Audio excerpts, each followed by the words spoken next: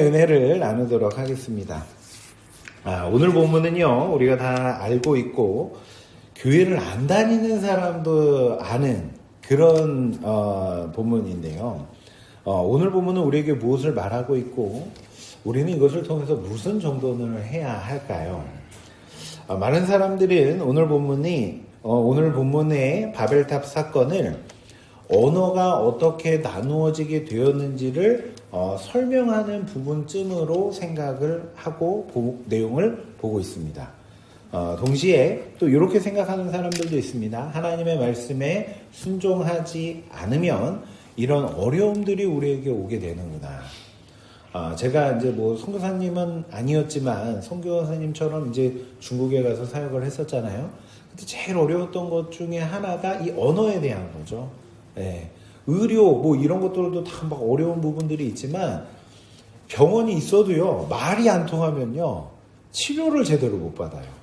나는 여기가 아프다고 막 이렇게 하면 아파요 이러고 있는데 이렇게 하면 괜찮은 건가? 이러고 앉아 있으면은 이 치료가 안 되잖아요. 네.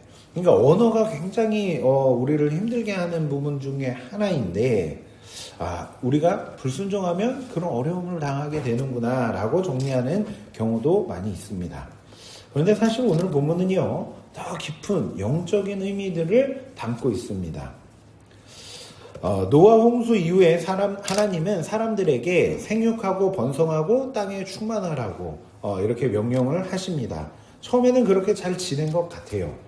그런데 오늘 보면 2절을 보면 그들이 그렇게 동쪽으로 이동했다라는 말을 하면서 시작을 하고 있습니다.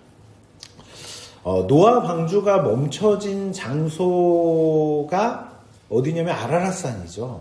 네, 그 아라랏산인데 그러니까 시작점인 아라랏산과 그리고 지금 그들이 동쪽으로 갔다 해가지고 그들이 정착하려고 하는 시날 평지를 보면요, 방향적으로 보면 정확하게 동쪽이 아닙니다. 지도를 보면 아예 대각선 아래쪽으로 내려와요. 아라랏산에서 시날 평지를 간다고 하면 동쪽이 아니라 남동쪽 이런 식으로 표현을 해야 맞는 것입니다. 그런데 성경 기자는 굳이 동쪽으로 갔다라는 표현을 하고 있습니다. 이 부분을 모세가 몰랐을까요? 모세가 썼잖아요. 모세오경은요. 모세가 이걸 몰랐을까요? 당연히 알았죠. 네, 당연히 모세는 엄청난 그 애굽의 그 지식들을 다 가지고 있었던 사람이었잖아요. 그러니까 당연히 알았죠. 그런데 모세가 이렇게 기록하고 있는 것은 이 동쪽으로 갔다라는 표현이 창세기 안에서 아주 중요한 죄에 대한 관용적 표현이기 때문에 그래요. 하나님께서 아담과 하와를 에덴 동산에서 이제 쫓아내실 때, 이제 죄를 범해서 아담과 하와를 쫓아내시죠. 그럴 때 뭐라고 하시냐면 그들을 내보내고 생명나무로 가는 길을 막으셨다라고 성경이 말합니다. 그런데 그 방향이 어디 쪽인지 아세요? 동쪽을 막으십니다. 그 말은 에덴 동산에서 아담과 하와가 어디로 갔다는 거예요? 동쪽으로 갔다는 거죠. 동쪽을 막아야 동쪽으로 간 사람들이 못 올 거 아니에요. 네. 죄로 인해 하나님과의 연합이 깨진 죄인들이 움직이는 방향, 거기가 어디냐면 동쪽이라는 거예요. 그거는 한 번 그냥 어떻게 맞은 거죠? 라고 생각이 들잖아요. 근데 여기에만 나온 게 아닙니다. 가인이 아벨을 죽이고 도망하게 되죠. 그런데 그때도 어디에 그가 머물게 되냐면 노 땅에 머물게 되는데 그 노 땅을 성경이 어떻게 표현하고 있냐면 에덴 동쪽이라고 또 굳이 동쪽이라는 말을 사용해서 표현을 하고 있습니다. 동일한 개념이 나오고 있는 거예요. 죄를 지으며 나아가는 자들이 가는 방향, 거기가 동쪽인 거예요. 그렇다고 동쪽이 불길하다 이런 얘기를 하는 게 아닙니다. 네, 창세기 안에서 동쪽으로 갔다는 표현을 죄인들이었다라는 의미를 담아서 사용하고 있다는 거예요. 네. 그리고 오늘 본문에 다시 동쪽으로 이동한 사람들이 또 등장하고 있는 거예요. 네. 그리고 오늘 본문은 그렇게 동쪽, 죄의 길을 간 사람들의 특징이 나오고 있는데요. 첫 번째가 정확하게 하나님의 뜻에 반대되는 의견을 가지고 있다는 거예요. 이걸 불순종이라고 하죠. 두 번째는 하나님의 언약을 전혀 신뢰하지 못하고 있는 불신앙의 모습을 가지고 있습니다. 불순종과 불신앙의 모습을 보여주고 있고, 결국 그들의 모든 계획들이 다 무너지고 그들의 연합이 깨지고 불행을 겪게 되는 죄의 결과를 오늘 본문이 이야기하고 있는 것입니다. 그리고 불순종과 불신앙에서 나오는 가장 명확한 모습을 오늘 본문에서 보여주고 있는데요. 그게 뭐냐면 자신의 힘으로 내가 살기 위해 노력하는 것. 다른 표현으로 하면 내 스스로의 힘과 노력, 그런 열심으로 구원에 이르려고 하는 모습이 나오고 있는 거예요. 자, 하나님은 분명히 땅에 충만하고 번성하라고 이야기했습니다. 그런데 신할 평지에 모였던 이 사람들은 흩어짐을 면하자고 이야기를 하고 탑을 쌓기 시작합니다. 여러분, 탑이라고 해서 우리가 일반적으로 생각하는 뭐 바벨탑, 인터넷에 바벨탑 치면 막 이렇게 올라가는 그 탑, 여러분 다 이 상상하고 계시죠? 그런데 그런 탑 아닙니다. 학자들은요, 그들은 그 지역에 많이 있는 지구라트라는 그 일종의 피라미드의 변형 같은 그런 구조물을 지었을 것으로 추측을 하고 있습니다. 그리고 그 높이는 하늘만큼 닿을 만큼 엄청 높고 그런 건 아닙니다. 높아봐야 지금의 아파트로 따지면 한 10층 정도의 높이쯤 되는 것으로 생각을 하고 있어요. 지금 근데 보세요. 지금 20층, 30층짜리 아파트들이 막 나오고요. 50층짜리도 있고요. 예. 그리고 어떤 건물은 100층이 넘는 건물들도 있죠. 예. 그렇게 보면 그들의 그 움직임이 사실 하나님께 위협적으로 다가온 것은 아니었다는 거예요.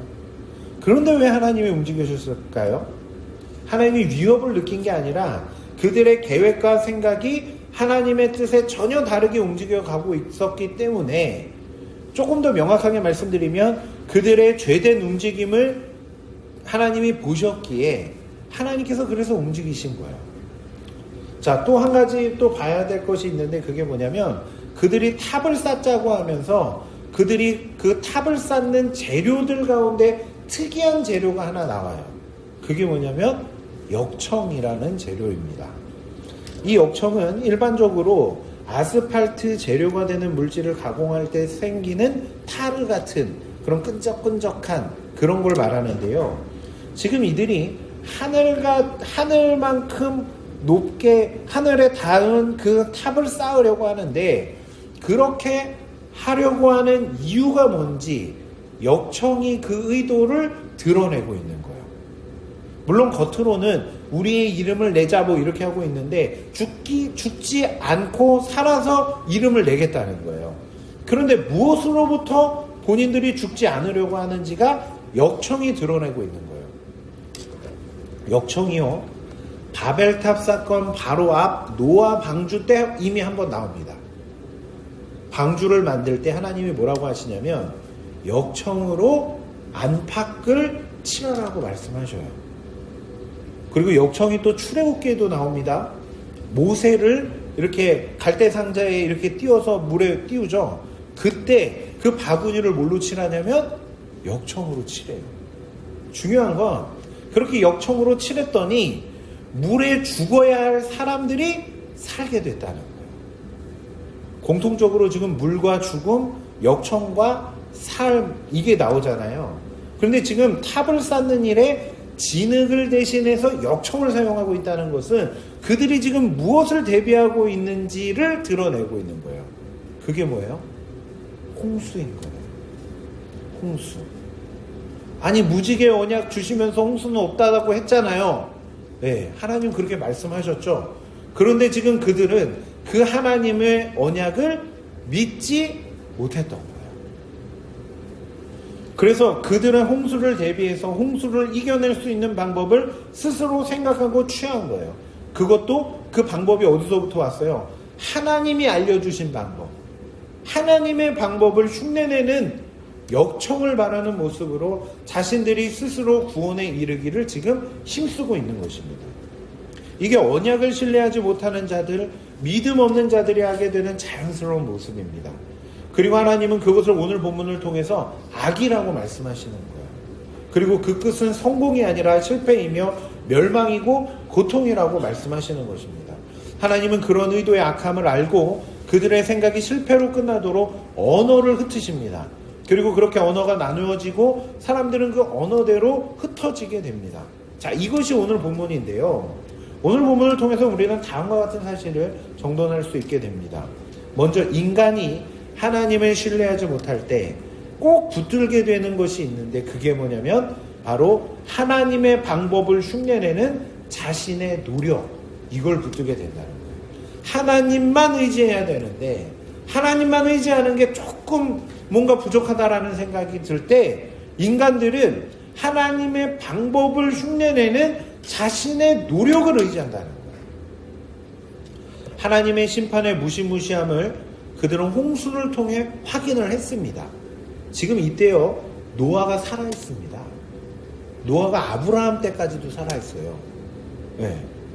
그러니까 지금 홍수 심판을 경험한 사람이 버젓이 살아있기 때문에 그 사람을 통해서 알게 된 게 뭐예요? 홍수 심판의 무시무시함을 그들이 알았잖아요. 그래서 그들은 이 심판은 반드시 피해야 돼 라는 생각을 가지고 있는 거예요. 그런데 동시에 그들은 하나님의 언약을 믿지 못했기 때문에 지금 뭘 쌓고 있는 거예요? 홍수 심판을 대비하는 탑을 쌓고 있는 거예요. 그리고 그 심판을 피할 방법으로 하나님께서 사용하신 방법을 지금 흉내내고 있는 것입니다. 오늘 본문은 그런 열심이 그들을 구원할 수 없다라는 것과 더 큰 아픔으로 이어진다라는 것을 설명하는 것입니다. 여러분, 그들은 홍수 심판을 견뎌낼 방법이 뭔지를 생각해서 그것을 노력함으로 자기의 이름을 내려고 하면 안 되는 것이었고, 이제 다시 물론은 심판하지 않겠다고 하신 그 말씀을 기억함으로 오늘을 평안으로 살아내며 그 평안을 허락하신 하나님의 이름을 찬양하며 드러내야 됐다라는 것입니다. 원래 그들은 그렇게 했어야 되는 거예요. 비가 올 때마다 그들의 마음 가운데 뭐가 있었을까요? 홍수 오는 거 아니야? 이 마음이 있었겠죠. 그때마다 무지개 언약을 생각하면서 하나님의 이름을 찬양하고 드러내고 평안으로 오늘을 살아냈어야 됐다는 거죠. 그런데 반대로 간 거예요. 그런데 여러분, 이것은 신앙생활의 모습 속에 지금도 동일하게 나오고 있는 모습이기도 합니다. 여러분, 우리의 구원은 어떻게 받게 되는 거죠? 믿음으로, 은혜로, 예수 그리스도의 십자가 사랑으로 연약한 우리가 공짜로 구원을 얻게 되는 거죠. 그런데 우리가 예수 그리스도와 십자가로 완성되는 그 은혜 언약을 온전히 신뢰하지 못하게 되면, 하나님의 말씀을 신뢰하지 못하게 되면 바벨탑을 쌓은 사람과 같이 하나님의 언약에 대한 말씀의 신뢰가 무너질 때 자연스럽게 나오게 되는 모습이 있는데, 그게 바로 율법을 통해 구원을 완성하려고 하는 모습이라는 거예요. 그래서 십자가를 못 믿으면 뭐가 중요해지기 시작하냐면 내가 율법을 잘 지키는 사람처럼 드러나는 게 중요해지는 거예요. 왜냐면 그게 없으면 난 구원을 못 받을 것 같으니까 그런 거죠. 그리고 내가 율법을 잘 지키고 내가 소중하게 여기는 것처럼 보이는 가장 쉬운 방법이 뭔지 아세요? 못 지키는 사람을 정죄하는 거예요. 율법을 잘 안 지키는 사람을 정죄할 때 내가 율법을 잘 지키는 사람처럼 드러나는 것 같은 거예요. 이게 인간의 심리예요. 그래서 대부분의 사람들이 뭘 하면요, 기득권들을 공격할 때 제일 먼저 하는 게 뭐예요? 그 사람들의 잘못들을 지적하면서 다시 일어서는 거예요. 그렇게 될 때 나는 그렇지 않다라는 게 드러나게 되기 때문에. 율법을 잘 지키는 사람처럼 보여지기 위해서 하는 게 뭐예요? 그래서 정죄하는 거예요. 너 이것도 못하잖아. 너 왜 이것도 안 해? 이렇게 하는 이유가 뭐예요? 뭐 여러 가지를 이야기할 수 있겠지만 그를 통해서 나는 잘 지키고 있다라는 게 드러나는 거예요. 그래서 은혜가 없는 곳에 정죄가 가득해지는 거고요. 반대로 십자가의 은혜는 무엇을 덮고 있냐면 하나님의 심판을 받아 마땅한 자들의 모든 죄를 덮어버리는 거예요. 물론 이 부분은 이제 좀 복잡한 부분들도 있기 때문에 제가 나중에 다시 말씀을 드리겠습니다. 어쨌든 신앙이 없으면 하나님의 방법을 인간이 흉내내어 스스로 구원에 이르려고 하는데, 그게 역청, 타르를 이용해서 구원을 얻으려고 했던 바벨탑을 쌓은 사람들의 모습이고, 그게 지금 우리에게는 율법을 통해서 구원을 얻으려고 하는 모습으로 나올 수 있다는 것입니다. 여러분, 율법은요, 우리의 죄를 드러내는 도구이며, 그래서 하나님께로 돌아오게 하는 매개차가 되는 것이고, 하나님이 우리를 온전히 구원하시는 방법인 것입니다. 그래서 예수님께서 모든 율법을 다 이루시고 완성하시고 주님이 이루신 그 의의 옷을 입혀주심으로 우리가 구원을 얻게 되는 거예요. 그런데 그 십자가의 언약이 안 믿어질 때 우리는 하나님이 이루실 그 구원의 방법, 그 율법을 지켜서 내가 구원에 이르기 위해 움직인다는 것입니다. 하나님은 그렇게 나아가는 모습이 불순종과 불신앙의 모습이고 실패로 이어진다는 것을 오늘 본문을 통해 말하는 거예요. 여러분, 구원은요, 내가 순종해서 구원받는 게 아니라, 착해져서 구원받는 게 아니라 예수 그리스도와 십자가로 완성된 그 죄사함과 주님이 완성하신 의로움이 우리에게 덮여짐으로 우리가 의롭다 칭함을 받게 되어 구원을 받게 되는 것입니다. 이게 은혜로 구원받았다라는 거예요. 잘 생각해 보세요. 노아와 그 가족이 온전하지 않았지만 방주 안에 들어가서 그들이 살게 되었던 것처럼 주님이 완성하신 의의 옷을 우리가 입음으로 여전히 연약한 악한 우리가 있지만 은혜로 구원을 받게 되는 거예요. 성경은, 십자가는 바로 이 사실을 우리에게 말해주고 있는 것입니다. 아니, 그러면 율법은 뭐예요? 그럼 난 아무것도 안 해도 되나요? 여러분, 우리가 구원을 얻기 위해서는 율법을 지키지 않아도 됩니다. 그런데 우리가 율법을 소중히 여기는 이유는 풀은 마르고 꽃은 시드나 주의 말씀은 영원하기 때문에 그 영원한 말씀을 귀시 여기는 것이고, 그 율법이 예수 그리스도의 삶을 설명하고 있기에 우리는 그것을 소중히 여기는 것이며, 동시에 율법을 지키는 삶을 통해서 내가 율법을 지켜봄으로 인해서 하나님이 날 사랑하신 그 사랑이 얼마나 큰지를 알게 되는 거예요. 이런 거예요. 율법을 지켜보면 지켜볼수록 그것이 얼마나 힘든지 알게 되는 거예요. 그냥 사랑해라, 이거 하나만 가지고도 하나님의 은혜가 얼마나 큰지 우리는 계속 느끼게 되잖아요. 사랑해보세요. 이게 쉬운지. 그런 실패의 삶 속에서 율법을 지키지도 않으셔도 되는 주님이 날 위해 율법 아래에 오셔서 율법의 완성이 되으셨다라는 것이 얼마나 큰 사랑이었는지를 우리는 깨달을 수 있게 된다는 것입니다. 애를 낳아보면 엄마의 사랑을 알게 되듯이 율법을 지키면서 그 힘든 그 상황 속에서 하나님의 사랑을 우리가 잘 깨닫게 되는 거예요. 또한 그 율법이 영원한 하나님 나라의 그 삶의 원리인데, 그 천국의 삶을 우리가 이 땅에서 율법을 지키며 살아보는 거예요. 마치 우리가 여행을 갈 때 그 여행지에서 사용할 제품들을 미리 구매하기도 하죠. 예, 더운 나라로 만약에 여행을 간다라고 하면 수영복 사고 선글라스 사잖아요, 우리. 그쵸? 다 하나씩 있잖아요. 그러면 그거를 거기서 쓰려고 샀잖아요. 근데 어디서부터 입어봐요? 여기서부터 입어보잖아요. 왜 여기서 입어요? 여기서 수영도 못하고 선글라스 안 껴도 괜찮은데 왜 여기서 하는 거예요? 누려보는 거예요. 아, 나 여기 이렇게 탁 선글라스 끼고 이렇게 사진 찍어야지. 이걸 해보고 싶은 거예요, 우리가. 네. 왜요? 거기를 반드시 갈 거니까. 내가 다 예약해놓고 난 거길 분명히 갈 거니까 거기의 기분을 여기서 조금 만끽해보는 게 그 선글라스 껴보고 수영복 입어보고 이렇게 하면 될까? 뭐 이렇게 이거 하는 거예요. 여러분, 우리가 이 땅에서 율법을 지킴으로 내가 천국 티켓을 받는 게 아니라 이미 내가 천국 티켓이 있으니까 율법을 지킴으로 그 땅에서의 삶을 미리 누려보는 거예요. 네. 그러면서 내가 거기 반드시 갈 것임을 은혜 가운데 계속 확인하는 거예요.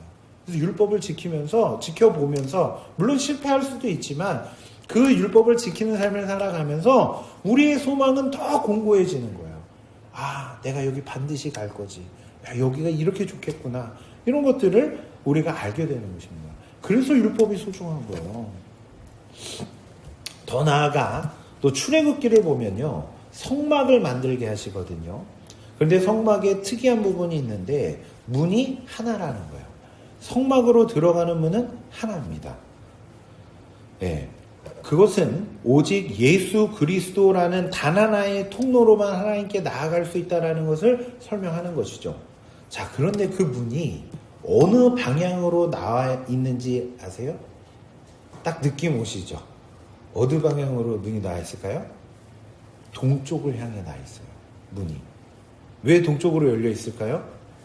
동쪽으로 간 죄인들에게 너희의 그 위치, 그 동쪽에서 나에게로 돌아오라는 거예요. 어떤 면으로는 내가 동쪽으로 갔던 죄인임을 내가 그쪽에서 들어오면서 그걸 고백하면서 예수를 의지하면서 하나님께로 나오라고 하시는 하나님의 은혜와 긍휼의 메시지가 거기 담겨져 있는 것입니다. 동쪽으로 간 사람들, 죄인들, 그들의 특징은 앞에서 말씀드린 대로 하나님의 말씀에 불순종하며 언약을 믿지 못하는 모습들이었습니다. 그런데 여러분, 반대로 하나님의 백성들의 특징은 뭔지 아세요? 자라보고 놀란 가슴, 소뚜껑 보고 놀란다, 이런 말이 있듯이 앞에서도 제가 말씀드렸죠. 그 사람들은 비가 올 때마다 무슨 생각했을까요? 홍수 날까? 이런 두려움 가운데 살았단 말이죠. 그것이 트라우마가 되어 나도 모르게 그것을 대비하고 싶어하는 그 마음이 그들 마음에 있는 거예요. 즉 무지개를 보면서 하나님의 언약을 알게 되고 그것을 믿어야 되는 거 아는데, 그리고 그거 안 믿는 건 아닌데 내 생각에도 자꾸 비가 오면 홍수가 날 것 같고 그 홍수가 나면 나뿐 아니라 우리 모든 가족이 다 죽기 때문에 내 마음 가운데 연약한 불안한 마음이 있고, 그래서 나도 높은 곳을 만들어서 나의 생명을 보존하고 싶은 그런 마음이 있지만 하나님의 언약이, 하나님의 말씀이 그렇게 하지 않겠다고 하셨기에 그 언약의 증거, 그 무지개를 바라보며 하나님이 명령하신 대로 하나님이 가라고 하시는 그곳으로 가는 것, 그 약속이 무지개처럼 너무 희미하게 보이고 막연하기에 순종의 길을 그 갈 때 내 앞길을 보장해 주지 못할 것 같아 보이지만 주님이 그 말씀을 하셨기에 주님을 믿고 그 일을 감당해 나가는 것. 우리 지난주에 봤잖아요. 막벨라굴을 사는 것. 그거 굉장히 두렵고 힘든 일들일 수 있단 말이죠. 그런데 말씀에 의지하여 그 길을 걸어가는 것. 그게 바로 하나님의 백성이 취하게 되는 바른 모습이라는 것입니다. 그리고 그 사람들을 하나님께서 언약 가운데 보호하심으로 그들을 구원해 주시는 거예요. 그걸 지금 우리로 이야기하면 다른 게 아니죠. 십자가를 바라보며 오늘을 믿음으로 살아가는 것입니다. 세상 사람들은 그것을 스스로 대비하며 동쪽으로 가지만 우리는 그 반대의 모습으로 가는 거예요. 그래서 오늘 우리가 본 게 창세기 11장이죠. 그 장에서는 지금 동쪽으로 가는 사람들이 나오죠. 그런데 바로 다음 장에 그 반대로 가는 사람이 나와요.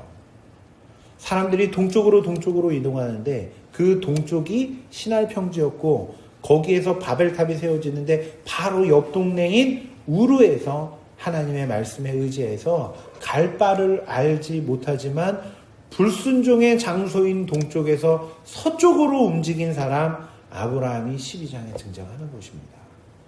그 아브라함을 통해서 하나님은 구원이 은혜이고 그런 그들을 내가 보호할 것이며 그들의 구원을 내가 완성할 것이라는 놀라운 은혜를 선포하고 계시는 거예요.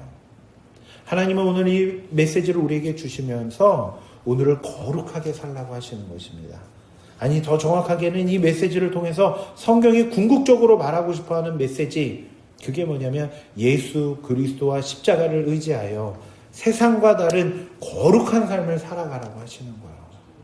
오직 구원은 예수 그리스도와 십자가의 언약만으로 완성됨을 기억하므로 세상과 다른 구별된 모습을 살아내고 그 가운데 역사하는 하나님의 놀라운 은혜, 그 사랑을 누리고 전하라고 말씀하시는 것입니다. 특히 오늘 본문은 우리에게 그 삶을 살아갈 수 있는 힘을 더해주고 있기도 한데요. 오늘 본문의 내용은 우리 쪽에서는 불순종의 결과로 언어가 섞여버리는 큰 저주를 받게 되는 것입니다. 그래서 처음 말씀드린 대로 모든 국가가 분열되고 언어가 안 되면 힘듦을 겪게 되죠. 그런데 반대로 하나님 쪽에서 보잖아요. 우리 쪽에서 보면은 막 다 흩어지고 막 서로 이제 안 좋아지고 막 이렇게 된 거잖아요. 근데 하나님 쪽에서 보면 언어가 섞이면서 자연스럽게 사람들이 흩어졌죠. 원래 하나님이 명령하셨던 내용들이 사람들이 흩어지는 것인데 지금 하나님의 원래 뜻대로 흩어지고 있는 거예요. 그렇게 하나님의 뜻은 인간의 불순종으로 인해 망가지는 게 아니었다라는 거예요. 지금 온 인간들이 다 힘을 합쳐서 하나님의 뜻에 거역하고자 탑을 쌓고 있는데 그렇게 한다고 하나님의 뜻이 망가지냐? 그게 아니라는 것입니다. 이것이 우리로 하여금 거룩을 살아갈 힘이 되어주는 거예요. 왜냐하면 하나님은 인간의 어떠함 때문에 자신의 뜻이 흔들리고 변하고 실패되는 분이 아니라는 것을 지금 설명해 주고 있는 거예요. 여러분, 온 인류가 한 마음으로 예수 그리스도를 죽이라고 선포했습니다. 손들었어요. 그리고 십자가에 매달았습니다. 그래서 하나님의 구원의 은혜가 무너졌나요? 그렇지 않았다는 거예요. 모든 사람들이 다 찬성했어도 예수 그리스도로 인한 하나님의 구원의 계획은 온전히 이루어졌다는 것입니다. 마찬가지로요. 나로 인해서 내가 어떻게 한다고 해서 내가 하나님 앞에 불순종한다고 해서 하나님의 뜻이 무너지지 않습니다. 오히려 하나님은 그런 나를 덮어가며 구원의 완성을 이루신다는 거예요. 우리는 그 하나님을 믿기에 오늘 그 실패의 자리에서도 일어나 힘을 얻는 것입니다. 내가 실패했지만 하나님이 완성할 것이기에 다시 일어나야겠다. 다시 주님을 향해 나아가야겠다. 거룩을 향해 나아가야겠다. 왜냐하면 하나님이 이루실 것이기에. 그 마음으로 우리가 다시 일어날 힘을 얻도록 오늘 이 말씀이 우리에게 이야기하고 있는 것입니다. 또 오늘 말씀은 죄로 인한 우리의 비참한 현실과 그 결과가 얼마나 아픈 것인지를 또 알려주면서 동시에 하나님은 실패하지 않으시면서 자신의 뜻을 온전히 완성한다는 십자가의 메시지로 우리를 인도하고 있는 거예요.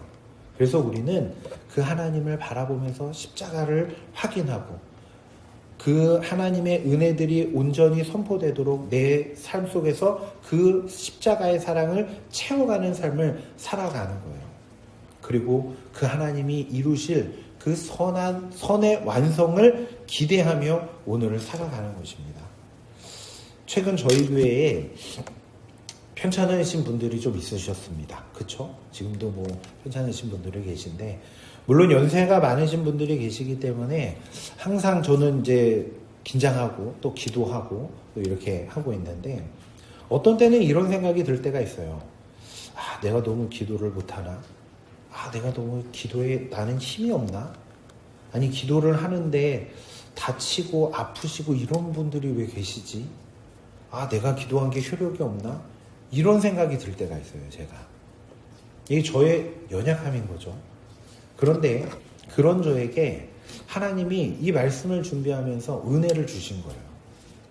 너의 열심을 의지하는 게 아니라, 너의 온전함을 의지하는 게 아니라 하나님의 언약을 의지하는 거라고 말씀하시는 것 같아요. 야고보서 5장 16절을 보면요. 그러므로 너희 죄를 고백하며 병이 낫기를 위하여 서로 기도하라. 의인의 간구는 역사하는 힘이 큼이라. 제가 오늘 말씀을 정돈하면서 이 말씀을 대하면서 기도의 힘을 얻고 소망을 얻었습니다. 네.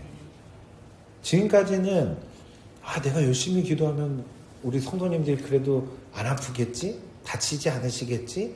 건강해지시겠지? 금방 회복해지겠지? 이런 생각을 했는데 그게 아닌 거예요. 그러니까 막 제 마음이 막 더 힘들고 막 불편한 거예요. 그런데 이 말씀을 보면서 진짜 소망이 어디 있는지를 제가 알고 힘을 얻게 되더라고요. 여러분, 신앙은요, 나의 온전함과 나의 어떤 열심을 의지하는 게 아니고요, 상황과 여건을 의지하는 것도 아니고요, 하나님의 언약을 의지하는 거예요. 하나님의 약속을 의지하는 것입니다. 하나님의 일하심, 궁극적으로 십자가를 의지하며 나아가는 것, 이게 필요하다는 것입니다. 마지막으로 한 가지만 더 말씀드리려고 하는데요. 여러분, 연합이라는 것이 꼭 말이 달라서 깨지는 걸까요? 잘 생각해 보면요, 많은 국가들이 말이 달라서 나누어지고 국경이 생기고 전쟁을 하고 이러는 것이 아닙니다. 같은 영어를 쓰면서 전쟁하고요, 같은 어떤 언어들을 쓰면서 전쟁하고 싸우기도 하고요. 우리도 그러죠. 같은 한글 쓰면서 전쟁했잖아요. 네. 아니, 더 작게 한번 볼까요? 가정에서 왜 다툼이 생기죠? 남의 얘기하는 거 아니고 저 얘기하는 거. 남의 얘기 아닙니다. 네. 뭐 그렇다고 지금 싸웠다 이거 아닙니다. 오늘 싸웠다 이거 아닙니다. 사이 좋습니다 지금. 네. 네. 왜 그런데 그런 다툼들이 우리 안에 있을 수 있는 거죠? 같은 한글을 사용해도요, 뉘앙스와 억양의 차이로 상대방에게 자기의 의도가 다르게 전달되기도 해요. 네. 죄송합니다. 이것도요. 그렇죠. 네? 정말 이건 정중하게 사과하는 게 죄송합니다잖아요. 근데 죄송합니다. 이거는 놀리는 거죠. 네. 야, 너 왜 사과 안 해? 죄송합니다. 이런 이건 놀리는 거잖아요. 잘못 좀 조롱이 되기도 한다는 거예요. 말이 같아도 우리의 연합이 깨질 수 있다는 거예요. 그런데 여러분, 말이 달라도, 성별이 달라도, 피부 색깔이 달라도, 나이가 달라도 서로 오해가 없도록 연결해주고 마음이 잘 전달되게 해주는 언어가 있어요. 그게 뭐냐면 사랑의 언어예요. 하나님은 이미 예수 그리스도와 십자가로 완성된 사랑의 언어로 우리에게 말씀을 해주셨습니다. 내가 너를 사랑한다고. 십자가에서 내가 너를 사랑한다라고 말씀하셨어요. 그리고 예수 그리스도와 십자가를 신뢰함으로 이제 나에게 돌아오라고 말씀하셨습니다.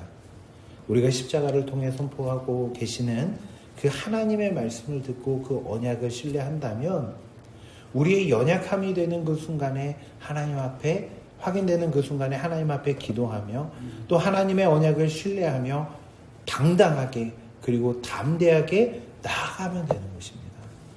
하나님은 당당하게 나오길 원하는 거예요. 하나님의 자녀들이. 그리고 그 하나님의 말씀을 믿고 신뢰하는 그 믿음을 이제 내 삶 속에서 고백하고 채워가는 것입니다. 하나님이 보여주신 그 사랑의 언어를 내 삶에 채워가는 거예요. 네. 우리를 하나 되게 만드는 그 사랑의 언어를 이 공동체 안에서 또 내가 있는 가정 안에서 식구들 안에서 채워가는 거예요. 그때 그 사랑의 언어, 십자가의 복음이 다시 하나님과 우리를 연합시키시고 또 서로 연합으로 묶어버리는 열쇠가 된다는 것입니다.